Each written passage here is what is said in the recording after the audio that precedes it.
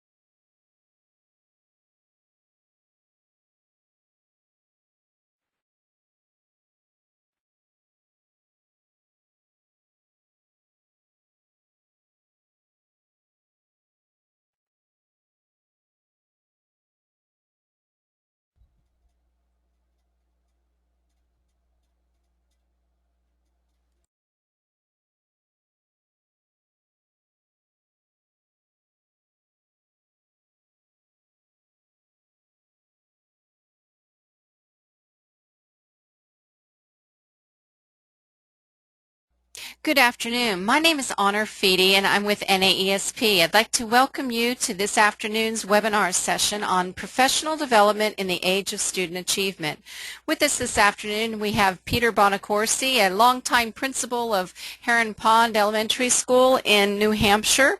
We're very pleased to have him come and share his experience with us this afternoon and how to make your professional development more meaningful and impactful. Peter has worked on many projects with us and has been a long-time supporter of NAESP. His last work that I worked with him was on the principal evaluation standards, guidelines that were recently published about a year ago. Peter is also a long-time conference speaker and will be presenting in July in Nashville. So this is kind of like a preview of that session, and we hope that you will enjoy it as much as we have. One thing that you should know in coming in, that you all have been muted.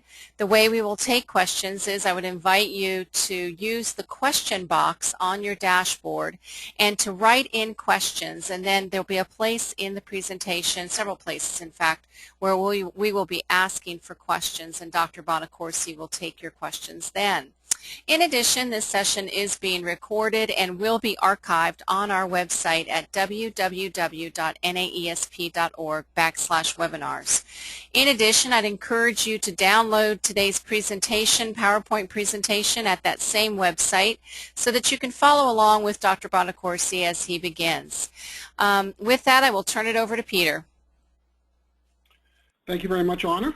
And I just want to thank all of you for taking time out of your schedules to be with us as part of this webinar.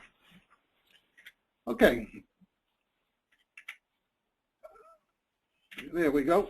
Let's start off with just a little bit of my background.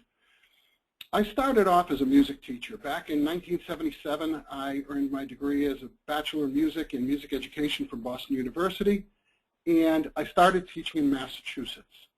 Taught for 1 year before budget cuts kicked in and I lost my job. So I ended up moving to Connecticut. And while I was there, I worked in a little Sleepy Hollow town known as Ledyard, Connecticut. Some of you may know where it is, but you might not know it as Ledyard. You might know it as Foxwoods, because that's where the casino is now located. And I was very fortunate as a music teacher there to work for a principal who himself had been a music teacher, classroom teacher, and then he became principal, and he knew that I had aspired to be in educational leadership. So he mentored me, and it was evident that I needed to have more knowledge about what was going on in regular classrooms. So I earned my master's in elementary education from the University of Connecticut in 1984, and then went right on to my CAGS in administration and supervision from Southern Connecticut State University in 1985. Unfortunately, at the end of that school year, once again, budget cuts, and I was laid off. So after having taught in Connecticut for 9 years, in which I was fortunate enough to teach at the K through 12 level at various times and at the college level, because I worked at the United States Coast Guard Academy after schools and evenings and weekends, working with the cadet musical activities, I then moved to New Hampshire and began my administrative career. Started off being a teaching principal because, again, as I said, I knew I needed experience in the classroom. And what better way to get it than as a classroom teacher? So I taught a combined 5th and 6th grade class and was the principal. Small K through 6 school with 66 students and 4 full-time teachers, of which I was one of them. After that 3-year period where I really learned a lot about what it was like to be in a classroom and work with multiple groups at different ages, I took an assistant principal job of a 1 through 5 school, much larger, had 450 students and 22 full-time teachers. I did that because I wanted to hone my skills in administration and learn what it was like to be an administrator, to be a leader of a school. And then in 1992, and so for the past 22 years, I've been principal of the Heron Pond Elementary School in Milford, New Hampshire. It's a grade 2 through 5 school, currently 730 students and 67 full-time teachers. We've been as large as 830, but we are also dealing with some declining enrollment in the area. My professional focus has been on mentoring of principals and aspiring principals. I mean, someone was kind enough to do that for me, and I'd like to be able to pass that on to others. Professional development, we're going to be discussing that today. Response to intervention, educational leadership, and as Honor mentioned, federal relations. So here's the school. This is Heron Pond Elementary School, and it's a beautiful school. It was built in 2001. Prior to this, we housed 3 smaller schools within a block of each other downtown, with the oldest school 106 years old and the youngest school 57 years old. So we had a lot of structural problems. So in 2001, this school was built for grades 2 through 4, and in 2006 it was expanded to add grade 5, and that was this white section back here and this little addition to the library in front. So now the school houses grades 2 through 5. We have 40 classrooms and a maximum capacity of 900 students. I will say that our design and concept here has been replicated elsewhere in the state because each of the sections of our school is designed as a pod for 5 classrooms, and it's wrapped around a student workroom, a teacher workroom, and a common meeting area. So it's a nice setup. I'm very proud of it. So what are today's expected outcomes? Well, certainly we're going to examine Guskey's 5 levels of professional development. And our goal here is that you gain an introductory level of knowledge and understanding about each of the 5 levels and how they pertain to planning and evaluating professional development, as well as connecting that professional development to improved student learning and outcomes. Now, I'll tell you that I've been using this evaluation process since I first started reading about Thomas Guskey in 2008 as part of my doctoral studies, and I've incorporated his system of evaluation into what we've been doing here since, as I say, 2008. So very quickly, a little bit about Guskey himself. He is still a professor at the University of Kentucky, but what I find most interesting is that he's a very prolific author, and he did his PhD work at the University of Chicago, and his advisor was Benjamin Bloom. And you will see later on the influence that Bloom's taxonomy had on Guskey in his development of his 5 evaluation system. So we'll get to that in a couple of minutes. Now, before we start, I'm going to ask you to take a quiz. I want you to read this quote, and I want you to answer the question to yourself, of what standards was Guskey speaking when he said, professional development leaders are charged with ensuring that educators have the knowledge and skills needed to help all students reach the high levels of learning described by these newly defined standards. Now, I won't tell you when he did it, when he said this yet, and I won't tell you of what, but this is part of the reason why I think that Guskey's work has stood the test of time.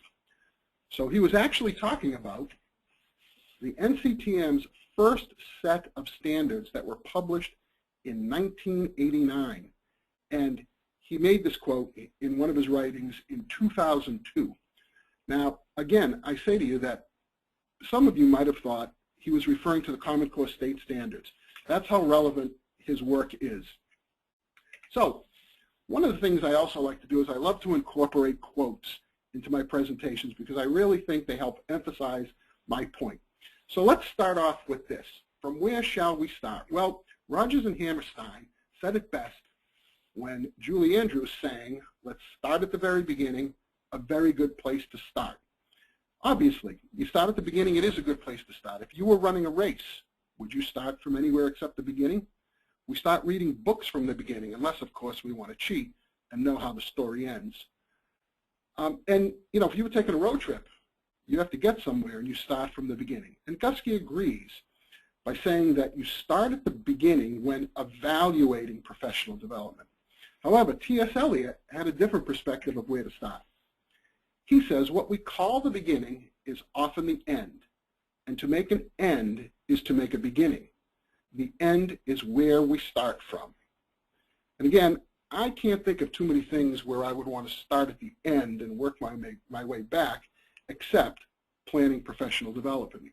And indeed, that's what Guskey says. So let's take a quick look at Guskey's 5 levels of professional development.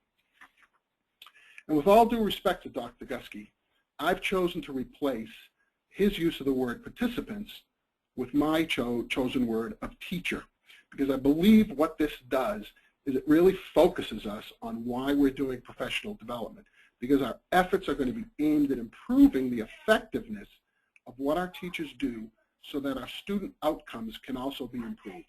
So this applies, by the way, to academic, social, and behavioral effectiveness. And I also, when I use the word organization, I'm referring to your school or your district, the particular school you're in or the district. So again, here they are. Participant, or let's say the teacher's reactions, teacher's learning, the organization, support and change, and that's an important one. We're going to spend some time on level 3. The teacher's use of the new knowledge, and of course, student learning outcomes. I will say that on a personal note, I've used this system before, and when you have developed professional development initiatives that produce improved student results, you gain some political capital with your superintendent. And that's important because you can spend that back when you make an initiative that doesn't quite work out well. And we'll discuss that at greater length when we get to level 3. But like I said, earning political capital is a good thing. So here we are. As I said, when developing professional development, we take the Rodgers and Hammerstein approach and we start at the beginning and move through the 5 steps. But when planning professional development, T.S. Eliot says, and Guskey echoes here when he says, to improve student learning, plan backward, starting where you want to end and then working back. We really should start with student learning outcomes and then working our way back through to teacher reactions. Now let's take a much closer look at the 5 levels and how they impact planning professional development. So Guskey suggests that when you start planning professional development, you really need to answer 3 essential questions. And they are, how does this activity relate to the school mission? What are the intended student learning outcomes? And what evidence best reflects those outcomes? I've got to tell you, it's really important that when you answer these questions, you have the courage to ask really tough questions and you have the skill to find the honest answer. Because if you don't answer these questions honestly, if you don't dig deeply into the reasons behind your answers, then your professional development activities, what you design, will miss its target. So I'll go over these questions in greater detail when I share with you an actual example of what we did here at Heron Pond. But I will say that these 3 questions are very, very popular and very influential. I use them outside of even evaluating professional development. When I sit with my teachers to develop their own personal goals for the year, especially my newer teachers, say in their first couple of years, I go over these 3 questions with them, and I ask them how they see what they're doing is going to end up with improved student outcomes. So you'll see that these questions are very flexible and can be used in any situation. So the other thing that these will work well on, if you're involved in the new emphasis on student learning outcomes, because as you know, starting within a year, depending on what state you're from, student outcomes are going to have to be part of a teacher's evaluation, a certain percentage. Here in New Hampshire, it's going to be 20%. So we as a district now have a committee working on how we are going to implement that requirement. And we're looking at student learning objectives and asking these 3 questions. So here we go, level 5. This is the gold standard. This is where we want to be when we finish with our professional development. So the first 3 questions that you have to ask are general questions that have to be asked each time. What was the impact on the students? Did that impact affect student performance or achievement? And did it influence students' physical or emotional well-being? Those are 3 essential questions that you have to ask about every professional development activity you design. The other 2 questions here are more specific questions tailored for that specific PD activity. For example, if you were having attendance problems, you'd ask, is student attendance improving? Or are dropouts decreasing? And as I said earlier, this approach works for academic, social, and behavioral outcomes. So let's say you wanted to improve reading fluency. You might ask, did our oral reading fluency scores go up on the DIBELS assessment? Or if we were looking to improve the use of, say, writing conventions, have our local or state test results in writing, have they gone up? A popular one, which is very important, is to reduce bullying or inappropriate behavior elsewhere in your school. So you'd ask yourself, have there been fewer bullying or behavior referrals to the office, or have we found fewer bullies throughout the school? So obviously you can adapt this for whatever activity you're planning. So how will we gather that information? Well, at this point, it's all about data. Student data, whether it's from student records or school records. Data, data, data, and more data. And if you don't have data right now, if you aren't collecting data about everything you do, then you have to start collecting data tomorrow. Because you need to be collecting data about things from like behavioral referrals to the office, nurses' visits, attendance patterns, as well as assessment results. I mean, the data that we collect daily is going to play a major role when you develop your professional development activities. Another way would be through parent or teacher input. And I have to caution you here that parental and teacher input can often be biased, especially if the relationship between the teacher and the parent is not a positive one. So anytime you're dealing with parental input, teacher input, asking for qualitative data, you need to be aware of the potential bias. Now here, what is being measured is student outcomes. Clearly, they're cognitive, they're affective, and they're psychomotor. I said earlier that Guskey was influenced by Benjamin Bloom's work. These 3 outcomes are taken directly from Bloom's work, the cognitive, affective, and psychomotor. Level 4. Now we start to drill down into what the teachers are doing with this information. So we ask one question. It's the only question that can be asked. You can't really modify this one. Did teachers effectively apply the new knowledge and/or skills? And the key word there is the effective application. Not just applying it, but did they do it effectively? Now again, I'm going to mention this often, but I go back to the fact that you need to have the courage to ask the tough questions and the skill to find the honest answer when you answer a question such as this. What were the teachers doing? Were they really doing it effectively? Especially if you know the teachers, you've hired them, it's difficult sometimes to tell them they're missing the boat. So how will information be gathered? Well, direct observations. Your time in the classrooms through both formal and informal means. Is it a walkthrough or is it a 45-minute sit-down observation based on whatever your local district rules say. In my case, I'm fortunate in that we don't have to announce that we're coming in to do an observation. So I think spontaneous observations give you a much clearer picture of what is really happening and whether it is effectively being used. But you have to clearly do whatever you have for contractual obligations. Conversations with teachers are also very helpful. They're more informal, and obviously looking at plan books and lesson plans. I like to do that at the beginning when we've implemented a new procedure or for my first and second year teachers. Now, surveys. Surveys are a favorite tool of mine, and they can be very effective at collecting data because you can ask the teachers about what they're doing. But I have to caution you that there are two essential things you have to avoid when developing survey questions.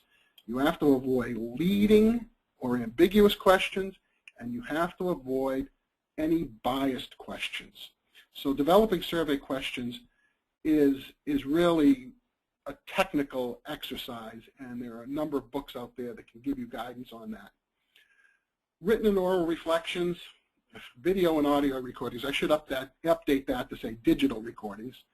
And I'll tell you, the issue with digital recordings or recordings of any kind is sometimes you have to be very careful using them because some teachers may be quite uneasy about this because they're fearful that if you see it, you'll use that information against them.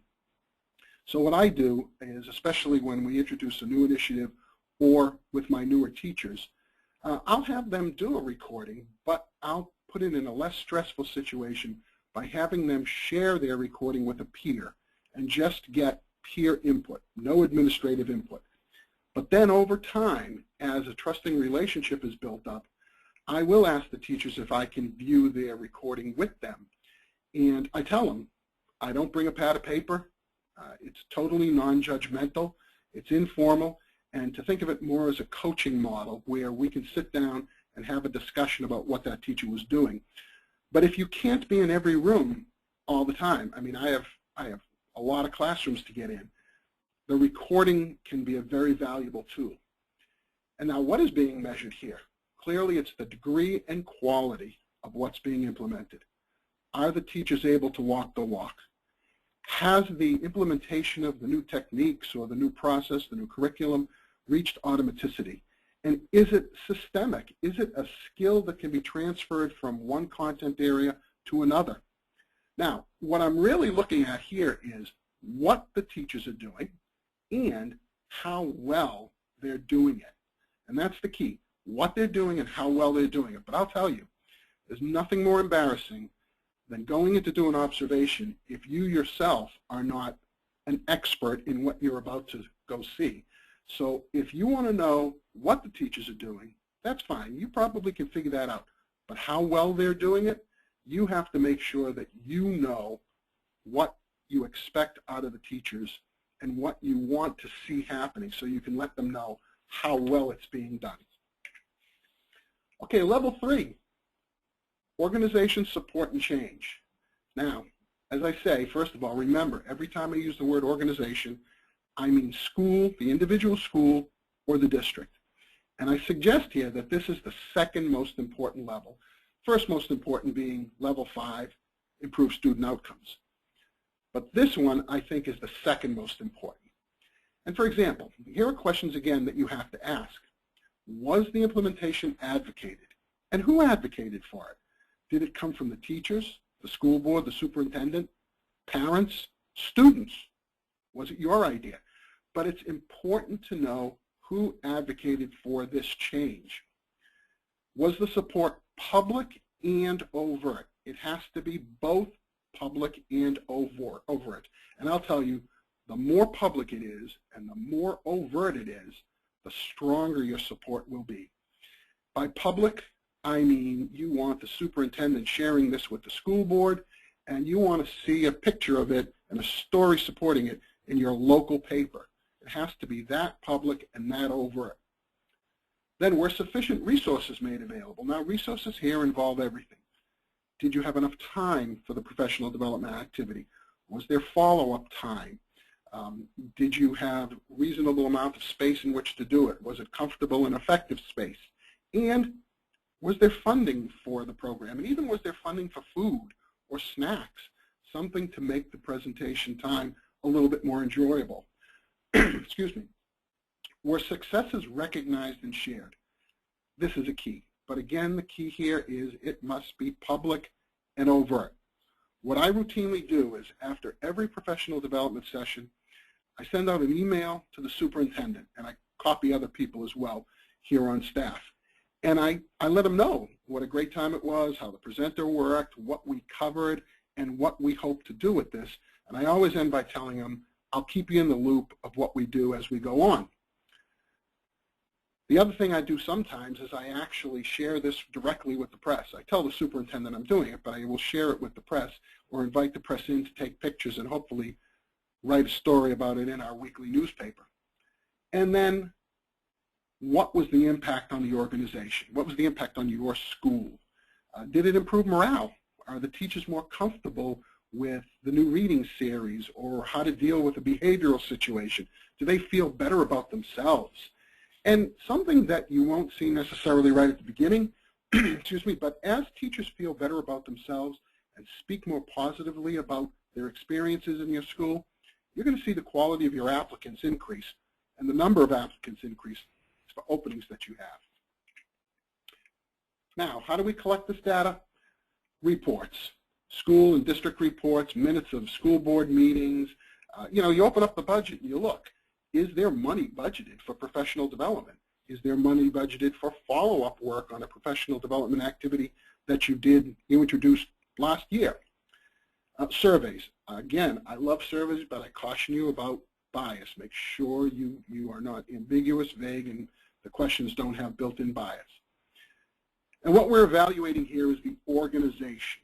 The organization or the school's advocacy, support, accommodations, facilitation, and recognition.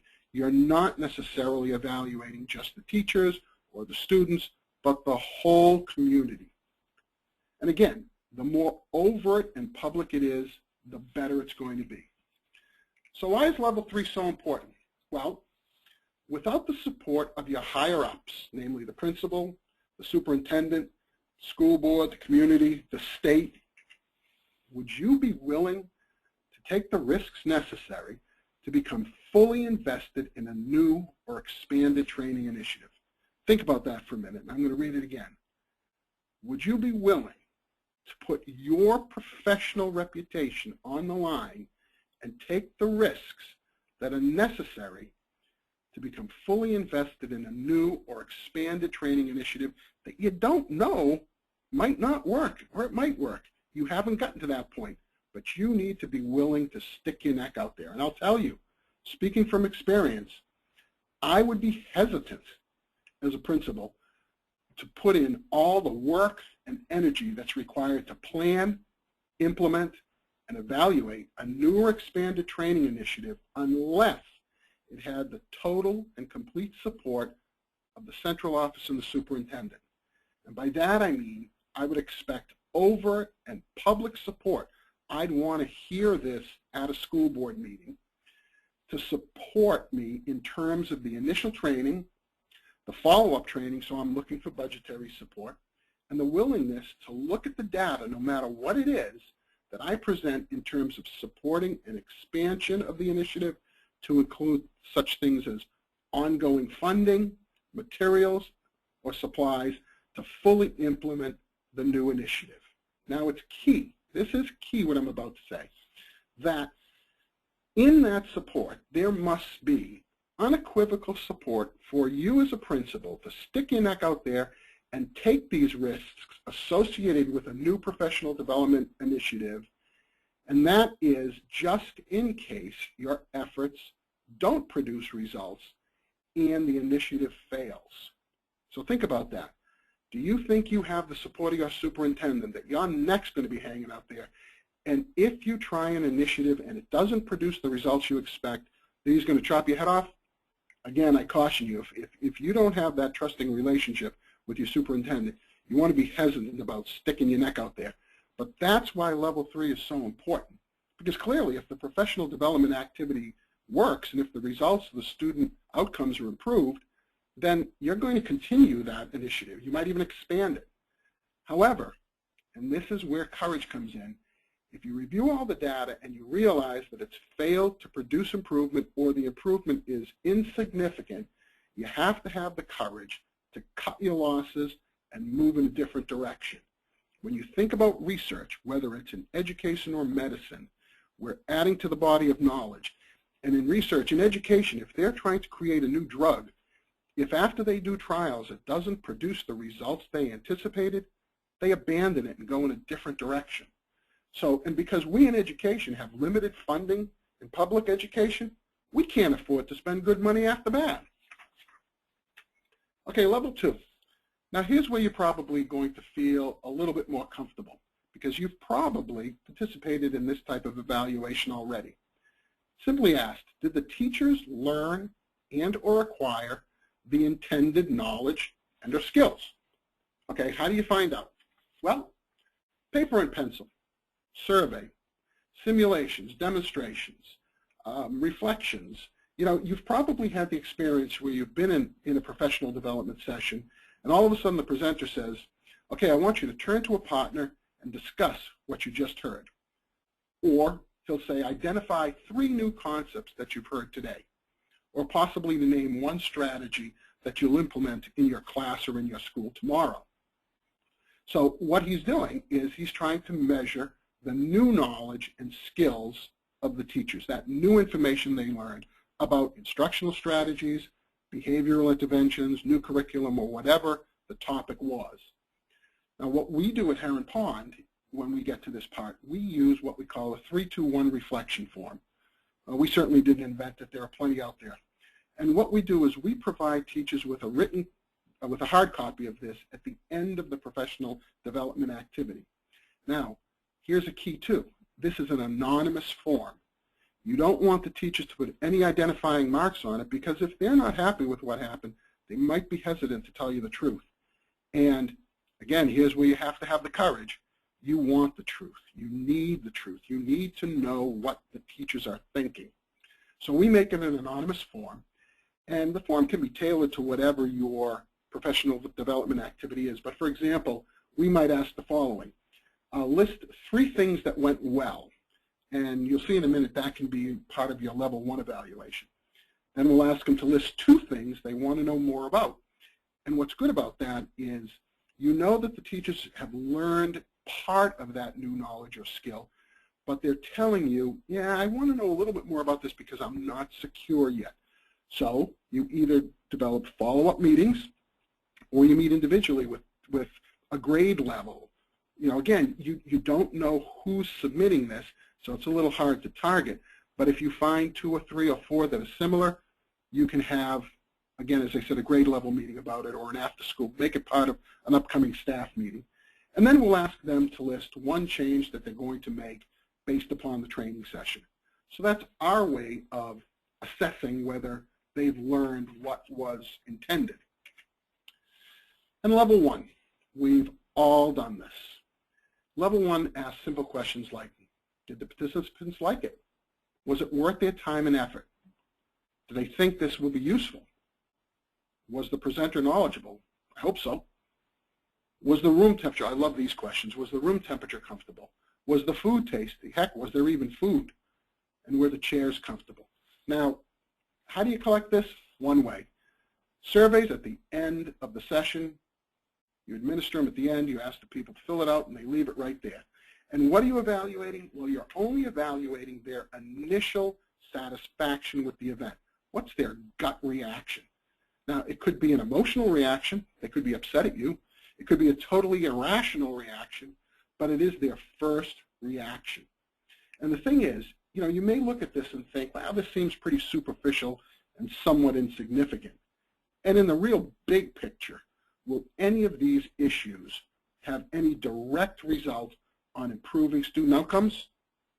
Probably not directly. However, it's the type of evaluation that has more of an impact than you may know. Because if you think back to some of your recent PD activities, you may think, well, okay, did I ever sit in a room with hard chairs, no ventilation, no desks? Was the food tasty? Did they even give me food? Was I irritable at the end of this? Was I tired? Was I hot? Was the whole environment uncomfortable? You know, if it was, how much of what was presented will you remember? Probably not much at all. And you can draw the conclusion that if you don't remember what you learned, you're certainly not going to implement it. And therefore, the presenter, you know, you as principal may have come up with the next great idea in education that's going to make you a millionaire. And you're going to be on the lecture circuit tomorrow. But if the teachers who were sitting there while you were making the presentation were uncomfortable and weren't paying attention, then nothing you said will probably be remembered. And you'll never know if that activity would have made a positive outcome on student achievement. So remember, you never get a chance to make a first impression. So we've gone through the 5 steps. So let's take a moment now to see if there are any questions so far. Hi, Peter. Yes, we've gotten a couple questions in here. For those of you that are writing in questions, please use the question box to do that, but I've got a couple here right now. Peter, you mentioned in your level 4 activity how important it is to get the support. Oh, I guess it was level 3, wasn't it? The support of the district. What advice, since you've been a principal for a long time here, what advice would you give to new principals in terms of building that relationship with the superintendent and the district? Well, you know, the first thing is you have to have access to the superintendent. I'm fortunate. Milford is a community that has around 3,000 students. We have a superintendent who's about 10 minutes away from me. He's in the buildings a lot. We've talked together often.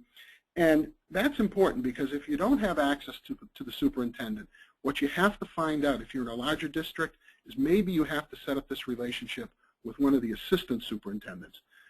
But the way I've done it over time, and I've worked for 3 different superintendents, and I've done this the same way with each of them, is I first just got to know the superintendent. We've had conversations sometimes about personal preferences.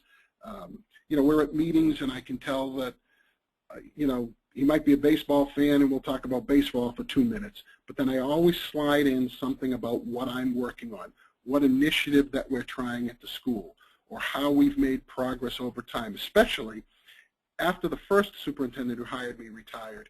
The next 2 superintendents, I had history in the district already and history in my school that I was able to use with the superintendents. Now, a new principal, it's really all about selling yourself and the branding of your school, excuse me, so that when you sit down with the superintendent, always come across confident and ask if, I always like to ask the superintendent if I can do something. And, you know, it sounds like I might be patronizing, but it's really important to let the superintendent be part of your decision-making at the beginning so that he or she builds up that confidence that what you're asking to do, if he keeps saying, oh, yeah, sure, that's fine, do it, eventually the superintendent's going to say to you, you know, you don't have to ask permission every time you do this, just tell me about the results.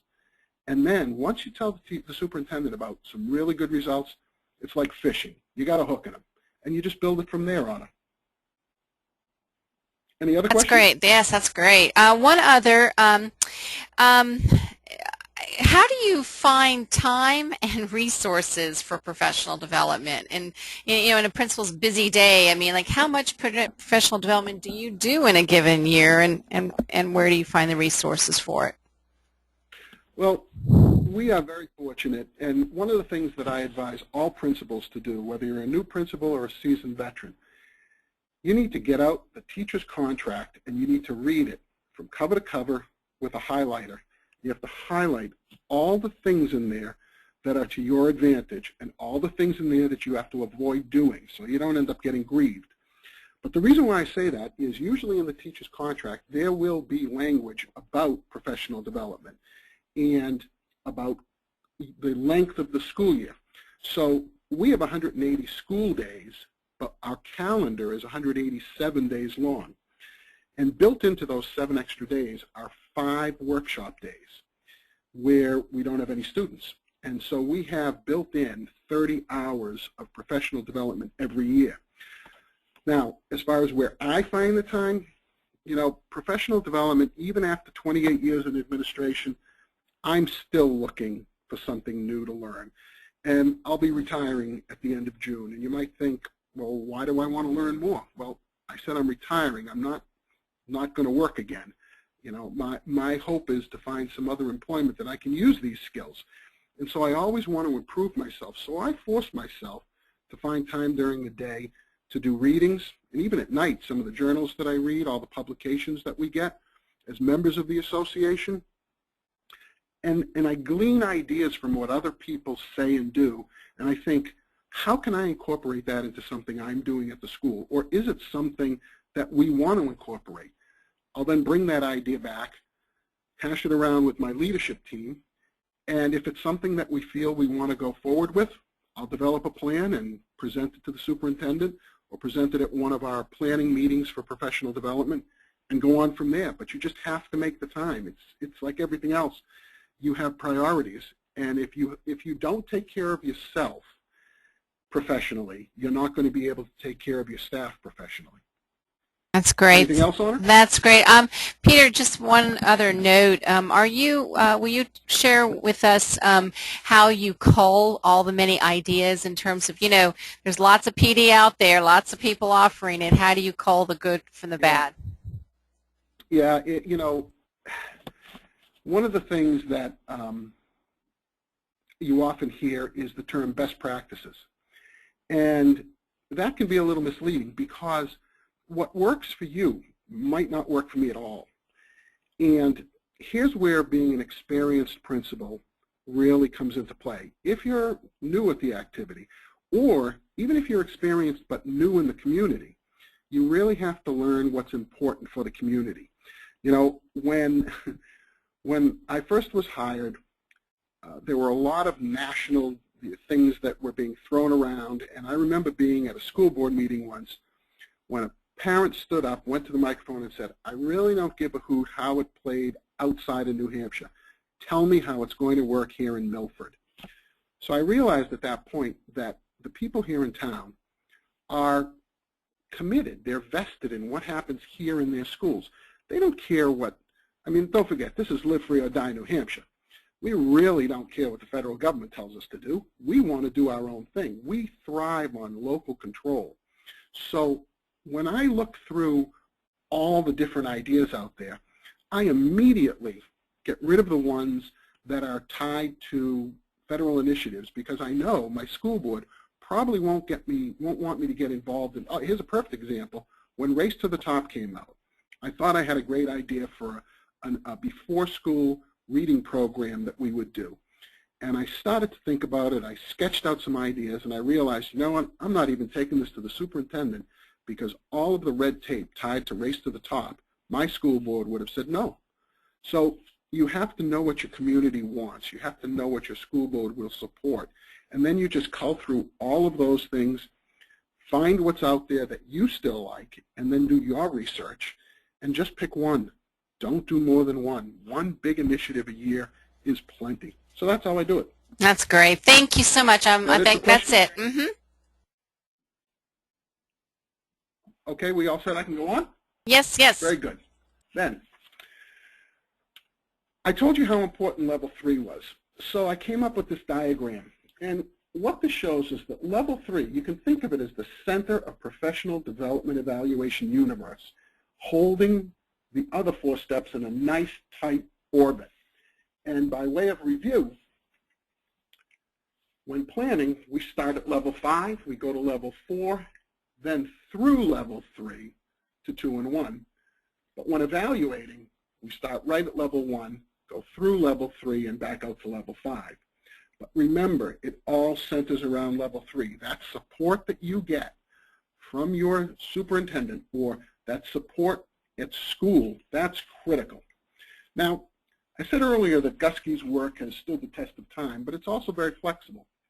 So I'm going to show you another very quick example of a evaluation model. This is the Ohio ABLE Professional Development Evaluation Framework from 2010. And ABLE stands for Adult Basic and Literacy Education. Now, this system provides free services for individuals. So this is a post-secondary individual, not a school or a group of students, a district, This provides post-secondary students who need assistance in acquiring skills to be successful in post-secondary education and training and employment. Now, this is a 4-level approach, and what you'll notice is Guskey's level 3 is missing. It doesn't talk at all about educational support and change. However, this program was devised and is run by the Ohio Board of Regents and the Ohio system, the university system. So it is the organization, if you think of it that way. So my point is Guskey's level 3 is inherent in this entire model. I think of it as the outside walls of the triangle, holding the whole thing together, because the support that the main organization gives to this evaluation system is what holds it together. Now let me show you this side by side with Guskey's 5 levels. If you look down the bottom and start with level 1, teacher reactions, you'll see that's the same thing as satisfaction of the individual on the Ohio ABLE system. Works right up the line. Teachers learning versus the individuals learning. We've already talked about organization support and change. Level 4, teachers' use of knowledge, the behavior of the individual. What is that the individual doing with that new skill that he's been taught? And finally, student learning outcomes. The Ohio ABLE program calls it impact. So you can see where the system is very flexible and can be used for almost any evaluation. So I told you we'd talk a little bit about an actual example we did here at Heron Pond. So what we did was we suspected that our students' basic math skills were not very strong. And we did this because we analyzed our data from our previous NECAP and NWEA math results for 3 previous years. And we also use everyday math. And for those of you who use everyday math, you'll know that it's kind of weak in basic math skills. So we developed a math goal, and that was to improve our students' basic math fact assessment scores by offering the teachers targeted professional development activities. Keyword there is we used plural activities. We didn't want to do a one and done. We wanted to do something that would last and stand the test of time. So once we had developed our goal, the next thing to do was to plan our professional development. So we used Guskey's 3 questions. And again, with all due respect to Guskey, we decided to flip the questions and start with what are the intended student learning outcomes? And that was very simple, to improve our students' knowledge and use of basic math facts. Now, we started this process in 2008. So we answered question 2. We looked at question 1. Our mission is to provide a quality education that challenges all students to succeed. Well, improved skills is part of a quality education, and we felt we were giving them a better foundation to succeed as the math skills and demands got greater. And then the tough question we had to ask was, what evidence would we use to judge those outcomes?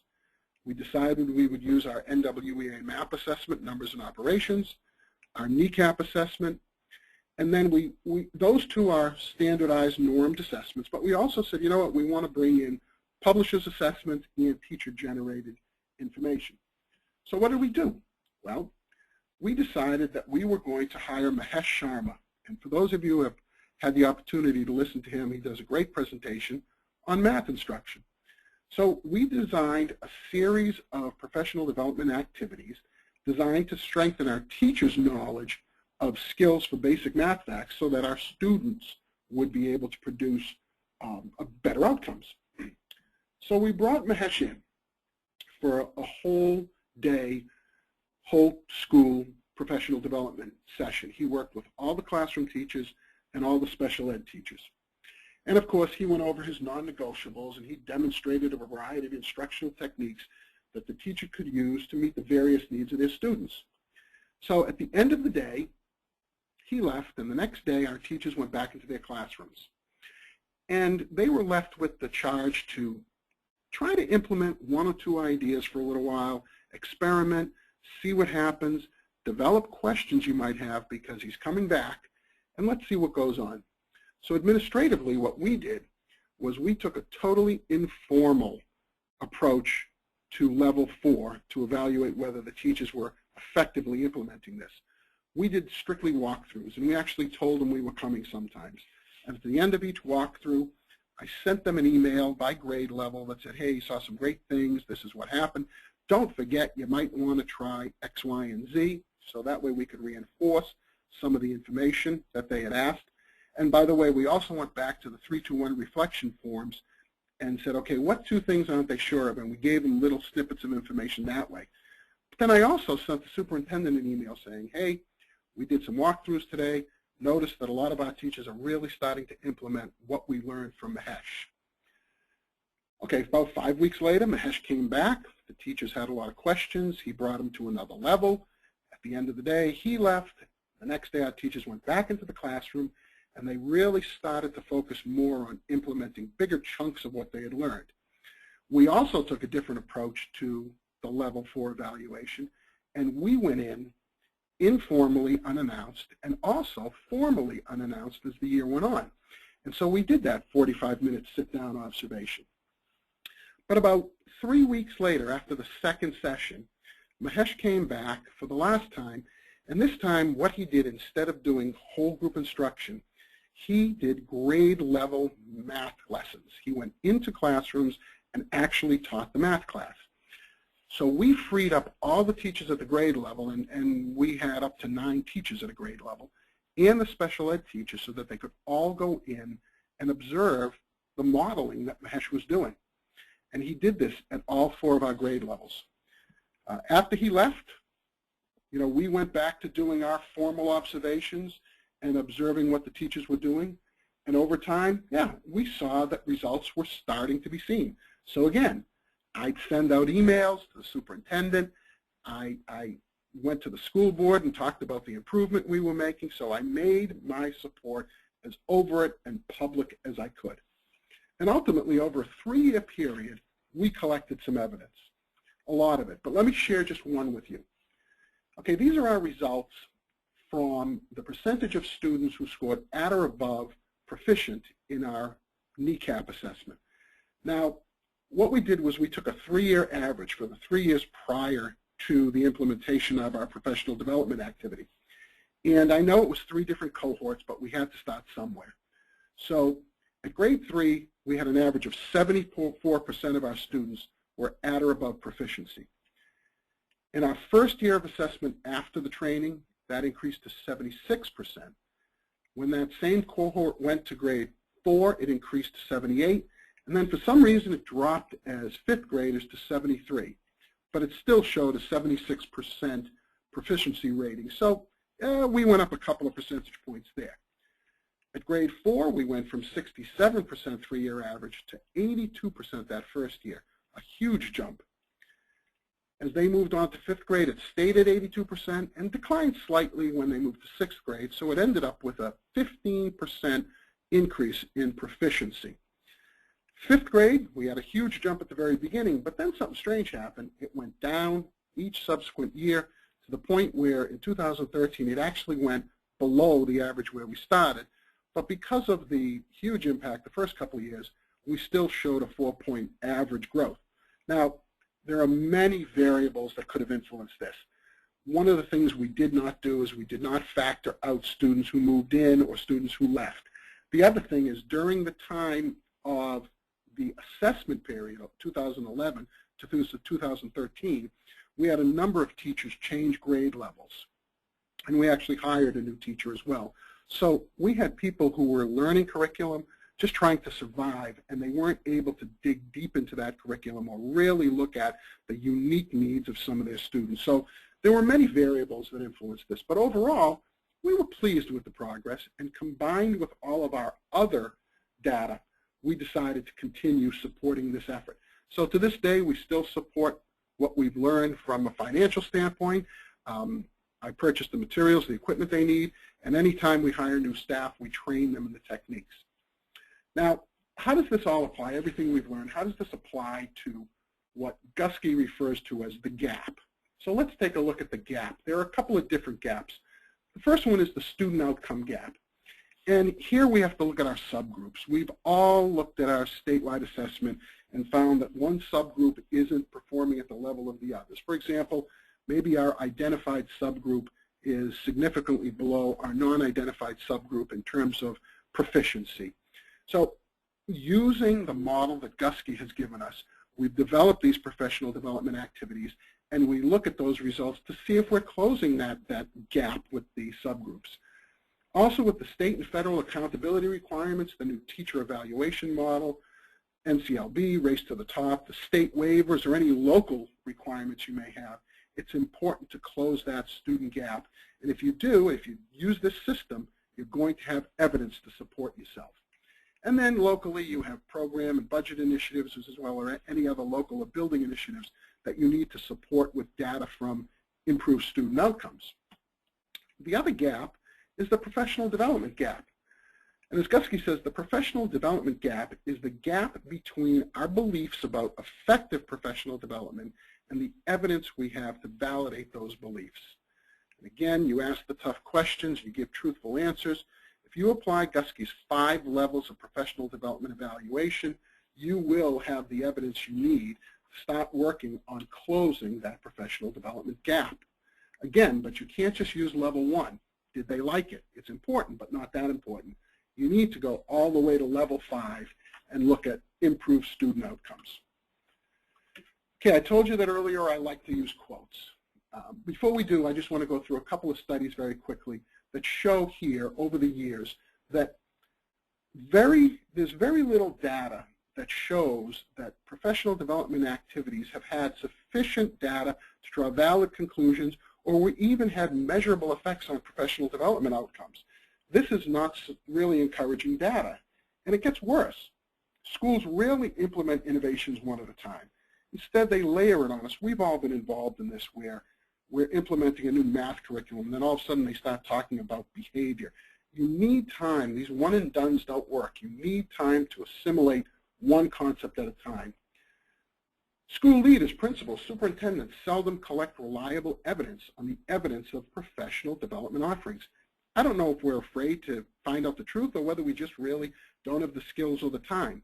But I really believe if you use this Guskey model, you'll find the information you need. And I've already talked a little bit about best practices being mostly generalizations. And Guskey says, excuse me, valid and scientifically defensible evidence on the relationship between professional development and improvements in student learning is exceptionally scarce. Now, I know that's a 5-year-old quote, and hopefully a lot more research is taking place now, but this is still a new area. They're still doing research. And as I said, I like to use quotes, so let me wrap up here with a few quotes. First of all, I love Einstein quotes, and the first one we're all familiar with. The definition of insanity is doing the same thing over and over again and expecting different results. Well, if you have a professional development activity that isn't working, the techniques aren't working, you're not getting improved results, give it up. Abandon it. You're not going to get better results if you do the same thing the same way. Learn from yesterday, live for today, hope for tomorrow, but the important thing is to not stop asking questions. Even if it's working, ask yourself, why not make it better? What if I do something different? Can I improve those results? What if? Why not? How come? And my favorite one, a person who never made a mistake, never tried anything. Please don't be afraid to fail.